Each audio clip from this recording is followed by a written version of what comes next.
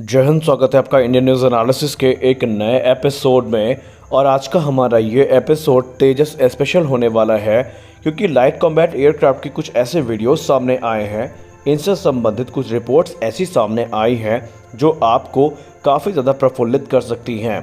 In fact Indian air force ने पूरे भारतवर्ष को दशहरा का जो गिफ्ट दिया है वो काफ़ी ज़्यादा इनक्रेडिबल है। तो आइए आज के अपने इस वीडियो में तेजस से जुड़ी कुछ बड़ी अपडेट्स की हम बात करेंगे।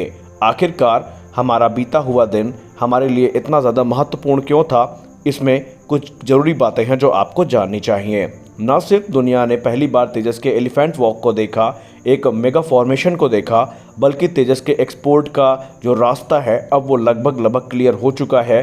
और क्या मलेशिया ने ऑलरेडी से तेजस को सिलेक्ट कर रखा है, इसके बारे में हम बात करेंगे। और हम ये भी जानेंगे कि आखिरकार क्यों मलेशिया ने पाकिस्तान के JF-17 को अपनी पूरी उस रेस से हटा दिया, जिसको लेकर के पाकिस्तानी मीडिया ये दावा करता था कि JF-17 तो वहाँ से हटाया ही नहीं जा सकता। साथ ही साथ तेजस के प्रोग्राम के बारे में हम बात करेंगे और हम जो SP-21 के साथ साथ जो तेजस मार्क 1A फाइटर जेट्स की टाइमलाइन है, इस पे भी चर्चा करने वाले हैं। तो बने रहिए वीडियो के अंत तक।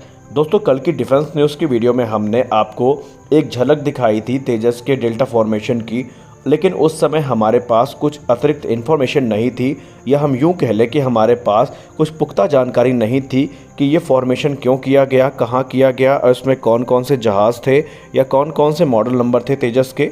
लेकिन आज हमारे पास इससे जुड़ी कुछ अतिरिक्त जानकारियाँ हैं जो आपसे हम साझा करना चाहेंगे। जो इस समय आप वीडियो देख पा रहे हैं, ये तेजस का डेल्टा फॉर्मेशन है और इसको भारतीय वायुसेना ने सोलूर पर यहाँ पे ऑर्गेनाइज़ किया था। और ये बेसिकली एक बहुत बड़ा फ्लाई बाय था और इसने वहाँ के जो लोकल लोग थे उनके मन में एक रोमांच और उत्साह पैदा किया।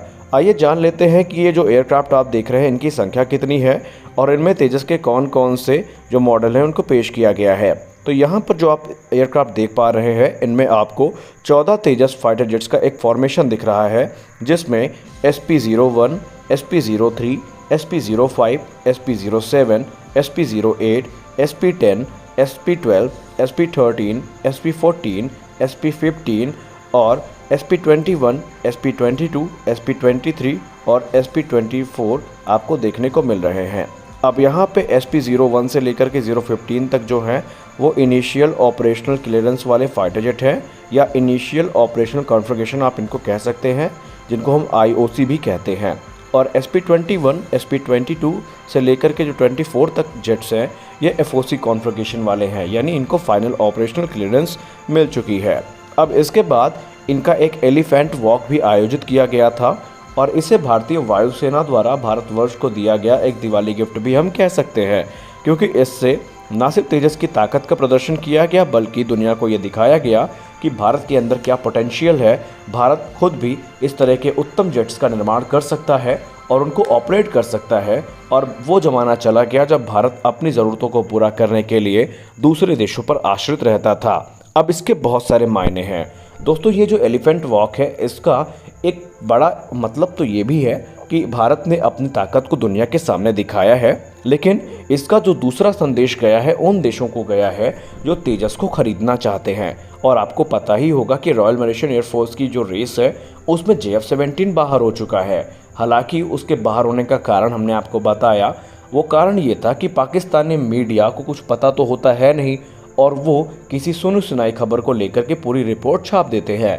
अब जिस कंपटीशन को लेकर के पाकिस्तानी मीडिया इतना ज़्यादा कॉन्फिडेंट था कि JF-17 तो जीत ही जाएगा, वहाँ पे सच्चाई तो ये थी कि जब मलेशिया ने टेंडर इशू किया 36 फाइटर एयरक्राफ्ट की खरीद का, तो पाकिस्तान ने उस RFI का जवाब ही नहीं दिया। जी हाँ, 22 सितंबर अंतिम डेट थी रॉयल मलेशियन एयरफोर्स के द्वारा जारी की गई उस RFI की, जहाँ पर जो कंटेंडर्स थे उनको अपनी बिड सबमिट करनी थी। और रिसेंट रिपोर्ट जो कि मलेशिया की एक पब्लिकेशन द्वारा पब्लिश की गई है, हालांकि उसकी रिपोर्ट्स हम आपको ऑलरेडी डिफेंस न्यूज़ में बता चुके हैं, वहाँ पर पाकिस्तान को लेकर के ये कहा गया कि 22 सितंबर की जो डेडलाइन थी उसमें पाकिस्तान का कोई भी जेट शामिल था ही नहीं। और इसको लेकर के डिफेंस एक्सपर्ट्स पहले ही ये पूर्व अनुमान लगा चुके थे कि चाइना की वजह से F-17 थंडर नहीं जीतेगा। और हमने भी आपको कई मर्तबा इसके बारे में बताया, लेकिन पाकिस्तानियों ने कमेंट सेक्शन में आकर के हमारा बहुत ज़्यादा विरोध किया। दोस्तों, आपको पता है F-17 के ना शामिल होने के कारण ये नहीं है कि वो कोई ख़राब जेट है, बल्कि कारण है चाइना खुद। अब चाइना का हर देश के साथ लगभग एक सीमा विवाद है, मलेशिया भी उससे दूर नहीं है। और चाइना की हरकतें ऐसी हैं कि मलेशिया को वो उकसा रहा था। और पिछले 2 महीने में चाइना के जो एयरक्राफ्ट है उन्होंने तकरीबन 20 से ज़्यादा बार मलेशिया की जो वायु सीमा है, जल सीमा है, उसका उल्लंघन किया है। अब जाहिर सी बात है, अगर आप किसी देश की जल सीमा और वायु सीमा का उल्लंघन करके अपनी दादागिरी दिखाएंगे तो वो आरती की थाली लेकर आपका स्वागत नहीं करेगा। और उसी समय Eurasian times, times of India और जो दूसरे प्रमुख पब्लिकेशंस थे, उन्होंने ये बात कह ही दी थी। उनके एक्सपर्ट्स ने ये बात का अंदाज़ा लगाया था कि यही हरकत हो सकती है जो F-17 को बाहर करवा सकती है। और इनफैक्ट अब वैसा भी हुआ ही है। मलेशिया के भी एक्सपर्ट्स यही मानते हैं कि F-17 लेने का मतलब ये है कि चीन को एक बड़ा कॉन्ट्रैक्ट देना। तो ये तो बात की बात है। लेकिन अब आइए बात करते हैं कि तेजस के जीतने के चांसेस क्या बढ़ गए हैं, क्या डील फाइनल हो गई है। तो दोस्तों, कुछ एक्सपर्ट्स मानते हैं कि मलेशिया इनको ले सकता है, लेकिन तेजस इकलौता ऐसा एयरक्राफ्ट नहीं है जो मलेशिया के रिक्वायरमेंट्स को पूरा करता है। तेजस का जो एक प्रबल कंपटीटर है या प्रतिद्वंदी है वो है FA-50, जो कि कोरिया द्वारा डेवलप किया गया है। अब इन दोनों एयरक्राफ्ट्स में जो इंजन है वो सेम है, जनरल इलेक्ट्रिक के F404, और ये वही इंजन है जो ऑलरेडी मलेशिया के F-18 हॉर्नेट्स में इस्तेमाल किए जाते हैं। लेकिन अब तेजस को खास कौन सी चीज़ बनाती है? दोस्तों, अभी तक तेजस में ये था कि जो इक्विपमेंट्स इस्तेमाल किए जा रहे थे, खासकर जो एवियोनिक्स सेक्शन है उसमें इजरायली जो एवियोनिक्स है उनका इस्तेमाल किया जा रहा था। और एक्सपर्ट्स ये मानते थे कि क्योंकि मलेशिया का कोई डिप्लोमेटिक रिलेशन नहीं है इजराइल के साथ, इसलिए शायद तेजस रिजेक्ट किया जा सकता है। लेकिन एक नई रिपोर्ट में ये पता चला है कि भारत ने जिन जेट्स को ऑफर किया है वहाँ पर इजरायली कंपोनेंट शामिल ही नहीं किए गए। भारत ने ये कहा है मलेशिया से, आप सेलेक्ट करिए, हम आपको जो हमारे स्वदेशी उपकरण है वो लगा करके तेजस को देंगे। और ये बात तब पुख्ता हो गई जब अभी हाल ही में एक रिपोर्ट आई थी HAL की, जहां पर उन्होंने ये कहा था कि तेजस मार्क 1 का जो एक फाइनल ऑपरेशनल क्लियरेंस का एयरक्राफ्ट है उसको ऑलरेडी एक फ्लाइंग टेस्ट बेड के तौर पर इंडक्ट कर लिया गया है।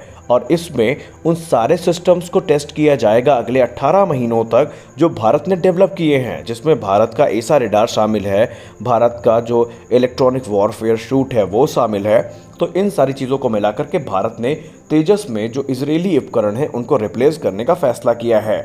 और अब तेजस का ये जो नया अवतार है ये भारत की जो एक्सपोर्ट मार्केट है उसको बहुत ज़्यादा एक्सपेंड कर सकता है। और हमने आपको वीडियो में बताया भी था कि जो तेजस का जो FOC वेरिएंट है, जिसमें अभी उसको सेलेक्ट किया गया है फर्दर इन्हांसमेंट्स के लिए, अपग्रेड्स के लिए, वो हमारे तेजस मार्क 1A प्रोग्राम के लिए भी एक अहम हिस्सा है, क्योंकि उसी में हमारे जो स्वदेशी तकनीक्स हैं उनका जो है टेस्ट किया जाएगा। तो कुल मिलाकर के रिपोर्ट के माध्यम से हमें अब ये पता चल चुका है कि प्रबल दावेदार की लिस्ट में तेजस नंबर 1 है मलेशियन एयरफोर्स में।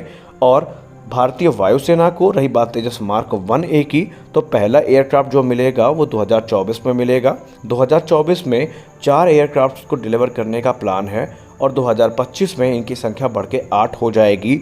वहीं HAL का ये कहना है कि 2029 तक सभी के सभी जो 83 जेट्स है उनका ऑर्डर पूरा कर लिया जाएगा जो भारतीय वायुसेना ने उनको दिया है।